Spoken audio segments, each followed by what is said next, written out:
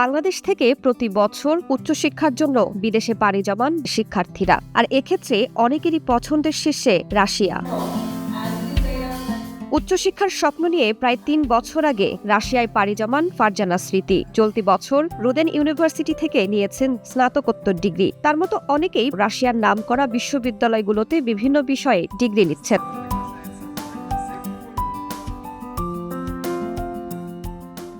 ২৪-২৫ সেশনে আমি ভর্তি হই মস্কোর রুদেন ইউনিভার্সিটিতে, এবং সেখানে আমি global and digital media studies থেকে আমার মাস্টার্স রিসেন্টলি শেষ করেছি। সব থেকে আমার কাছে যেটা ভালো লেগেছে সেটা হচ্ছে সাংবাদিকতার অনেক নতুন দিক দেখেছি, অনেক টার্ম শিখেছি, যেটা হচ্ছে আমি দেশে গিয়ে আমি আশা করি যে আমি ইউজ করতে পারবো।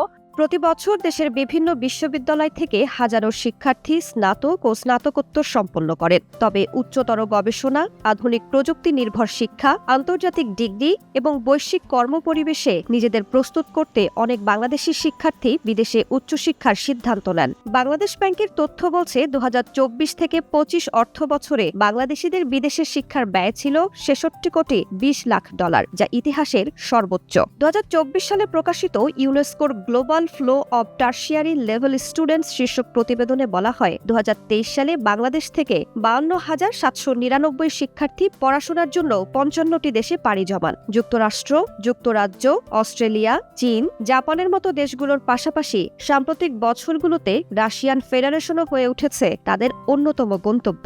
বর্তমানে রাশিয়ার প্রায় ৮৩টি অঞ্চলে শত শত বিশ্ববিদ্যালয়ে অনার্স, মাস্টার্স ও পিএইচডি পর্যায়ে বিভিন্ন বিষয়ে পড়াশোনার সুযোগ রয়েছে। পাশাপাশি আছে ডিপ্লোমা, কারিগরি ও স্বল্পমেয়াদী বিভিন্ন কোর্স। রাশিয়ার শিক্ষা প্রতিষ্ঠানগুলোতে রুশ ও ইংরেজি উভয় ভাষার কোর্স রয়েছে, তবে বেশিরভাগ কোর্স রাশিয়ান ভাষায় পড়ানো হয়। রাশিয়ান ভাষায় পড়তে চাইলে প্রথমে প্রস্তুতিমূলক কোর্স সম্পন্ন করতে হয় ১ বছর। এক্ষেত্রে ঢাকায় অবস্থিত রাশিয়ান হাউস হতে পারে গুরুত্বপূর্ণ গন্তব্য। রাশিয়ান সরকারি স্কলারশিপের মাধ্যমে আমি রাশিয়াতে পিএইচডি করতে এসেছি। ১ বছরের একটি ল্যাঙ্গুয়েজ কোর্স সম্পূর্ণ করেছি। শিক্ষকেরা এখানে খুবই সুন্দর ভাবে আপনাদেরকে শিখায়, ঠিক বাচ্চাদেরকে আমরা যেভাবে শিখাই। তবে বিদেশে উচ্চশিক্ষার ক্ষেত্রে শিক্ষার্থীদের জন্য সবচেয়ে বড় চ্যালেঞ্জ অর্থনৈতিক সামর্থ্য। তুলনামূলক কম টিউশন ফি, গবেষণার সুযোগ, বিজ্ঞান ও প্রযুক্তি নির্ভর শিক্ষা এবং বিভিন্ন ধরনের সরকারি বৃত্তির কারণে বাংলাদেশি শিক্ষার্থীদের কাছে রাশিয়া ধীরে ধীরে আকর্ষণীয় হয়ে উঠেছে। রাশিয়ান ফেডারেশনের শিক্ষাবৃত্তি নিয়ে রাশিয়াতে পড়তে আসা আমার জীবনের জন্য বড় একটা অধ্যায় হয়ে দাঁড়িয়েছে। রাশিয়ার অধিকাংশ বিশ্ববিদ্যালয় বিভিন্ন ওয়ার্ল্ড র্যাঙ্কিং এর শীর্ষে অবস্থান করছে। আধুনিক ক্লাসরুম, সুপরিসর ক্যাম্পাস, অত্যাধুনিক লাইব্রেরি, ল্যাবরেটরি, গবেষণা উপযোগী সুন্দর পরিবেশ শিক্ষার্থীদের নজর কাটছে। রাশিয়ার উল্লেখযোগ্য বিশ্ববিদ্যালয়গুলোর মধ্যে রয়েছে national research university, higher school of economics, Moscow state university, Saint Petersburg state university, Russian presidential academy of national economy and public administration, Ural federal university, RUDN university সহ আরও অনেক। পড়াশোনার বিষয় বৈচিত্র্যের ক্ষেত্রে রাশিয়ার বিশ্ববিদ্যালয়গুলো অনন্য। এখানকার অর্জিত ডিগ্রিগুলো বিশ্ব স্বীকৃত। বহুজাতিক কোম্পানিগুলোতে রাশিয়ার বিশ্ববিদ্যালয় থেকে আসা ইন্টার্ন ও স্নাতকরা পান বাড়তি গুরুত্ব। এছাড়া পড়াশোনা চলাকালীন রয়েছে পার্ট টাইম কাজের সুযোগও। আমাদের অনেক বাংলাদেশি আছে যারা রাশিয়াতে পড়াশোনা করে সেখানকার সরকারি বিশ্ববিদ্যালয় বা বেসরকারি বিশ্ববিদ্যালয়ে শিক্ষকতা করছেন, বা সরকারি বিভিন্ন প্রতিষ্ঠানেও তারা কিন্তু কাজ করছেন। এর বাইরে যারা রাশিয়ার বড় ব্যবসায়ীদের মধ্যেও আমাদের অনেক বাংলাদেশি আসলে আছে। সুতরাং রাশিয়াতে পড়াশোনা করার পরে রাশিয়াতে যেমন অপরচুনিটি আছে, এবং তারা যখন বাংলাদেশে ফিরে আসে রাশিয়ান ডিগ্রি কিন্তু আলাদা একটা ডিমান্ড আছে। দেশটির বিভিন্ন বিশ্ববিদ্যালয়ে পড়াশোনার সুযোগ সহজ করে দিয়েছে ঢাকায় অবস্থিত রাশিয়ান হাউস। ১৯৭২ সাল থেকে বৃত্তি এবং পড়াশোনা সংক্রান্ত যাবতীয় শিক্ষা, প্রযুক্তি ও সংস্কৃতির বহুমাত্রিক সহযোগিতা দুই দেশের সম্পর্ককে আরও গভীর ও অর্থবহ করে তুলছে। স্বাধীনতার পর থেকে রাশিয়ার সঙ্গে বন্ধুত্বপূর্ণ সম্পর্ক গড়ে ওঠে বাংলাদেশের। সময়ের সঙ্গে সেই সম্পর্ক বিস্তৃত হয়েছে শিক্ষা, বিজ্ঞান, প্রযুক্তি ও গবেষণা ক্ষেত্রেও। আন্তর্জাতিক শিক্ষার্থীদের জন্য বিপুল সংখ্যক বৃত্তি প্রদান করে রাশিয়া। এর মধ্যে রাশিয়ান গভর্নমেন্ট স্কলারশিপ অন্যতম, যার মাধ্যমে নির্বাচিত শিক্ষার্থীরা টিউশন ফি ছাড়াই উচ্চশিক্ষার সুযোগ পান। রাশিয়ান হাউস ইন ঢাকার তথ্য অনুযায়ী বাংলাদেশি শিক্ষার্থীদের জন্য রাশিয়া সরকারের বৃত্তির সংখ্যা ২০১৮ সালে ছিল ৬৫টি। প্রায় ৯ বছরে সে সংখ্যা বেড়ে দাঁড়িয়েছে প্রায় ২০০টি।